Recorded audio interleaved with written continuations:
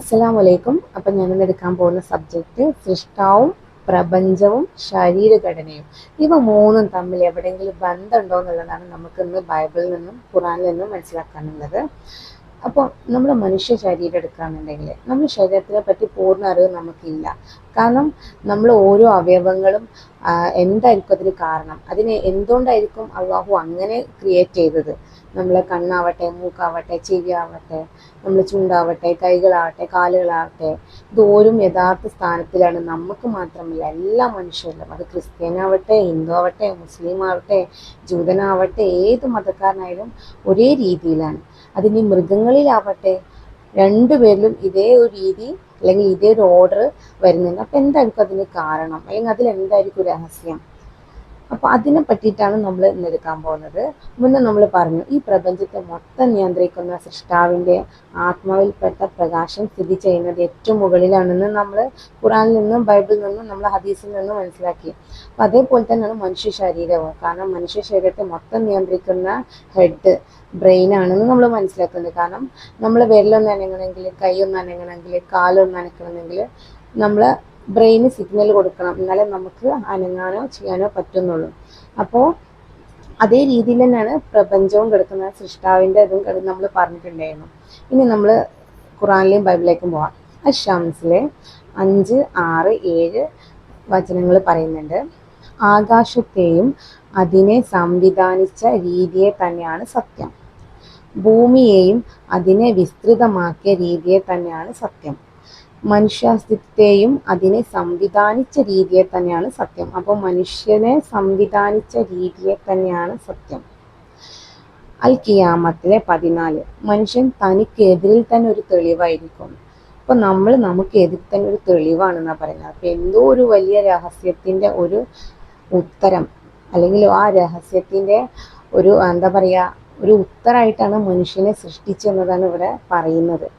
അദ്ദാരിയാത്തിൽ 21 വചനം പറയുന്നുണ്ട്, നിങ്ങളിൽ തന്നെയും പല ദൃഷ്ടാന്തങ്ങളുണ്ട്, എന്നിട്ട് നിങ്ങൾ കണ്ടറിയുന്നില്ലേ. അത്തീനിൽ 4 വചനം പറയുന്നത്, മനുഷ്യനെ നാം ഏറ്റവും നല്ല ഘടനയിൽ സൃഷ്ടിച്ചു. അപ്പോൾ ഏതായിരിക്കും ഏറ്റവും നല്ല ഘടന?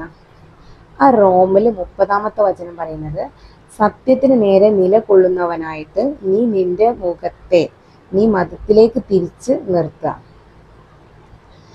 അള്ളാഹു മനുഷ്യന് ഏത് പ്രകൃതിയിലാണോ സൃഷ്ടിച്ചുവോ ആ പ്രകൃതിയത്തെ അത്.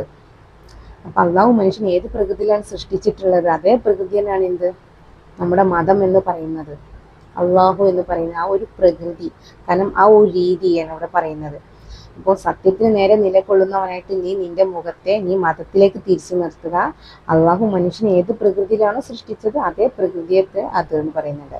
അപ്പോൾ അള്ളാഹുവിൻ്റെ സൃഷ്ടി വ്യവസ്ഥയ്ക്ക് യാതൊരു മാറ്റമില്ല. അതത്ര വക്രതയില്ലാത്ത മതം. പക്ഷെ മനുഷ്യരിൽ അധിക പേരും മനസ്സിലാക്കുന്നില്ല. അപ്പം നമ്മുടെ ശരീരത്തിൻ്റെ ഓർഡർ നമുക്ക് മനസ്സിലാക്കാൻ കഴിയുന്നുണ്ട്. കാരണം അതിലെന്തോ രഹസ്യമുണ്ട്. കാരണം സൃഷ്ടാവുമായി ബന്ധപ്പെട്ട വലിയൊരു രഹസ്യം അതിലുള്ളത് കൊണ്ടാണ് നമ്മുടെ ശരീരത്തിന് ആ ഒരു ഘടന വന്നത് നമുക്ക് മനസ്സിലാക്കാൻ കഴിയും.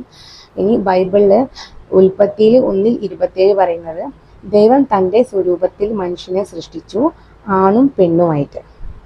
അതിൽ തന്നെ 5:1 പറയുന്നത്, ആദമിൻ്റെ വംശപരമ്പരാവിധു ദൈവം മനുഷ്യനെ സൃഷ്ടിച്ചു, ദൈവത്തിൻ്റെ സാദൃശ്യത്തിൽ അവനെ ഉണ്ടാക്കി, ആണും പെണ്ണുമായി സൃഷ്ടിച്ചു. ഇനി സൂറ അൽ-ലൈൽ 3 പറയുന്നത്, ആണിനെയും പെണ്ണിനെയും സൃഷ്ടിച്ച രീതിയെ തന്നെയാണ് സത്യം. ആണിനെയും പെണ്ണിനെയും സൃഷ്ടിച്ച രീതിയെ തന്നെയാണ് സത്യം.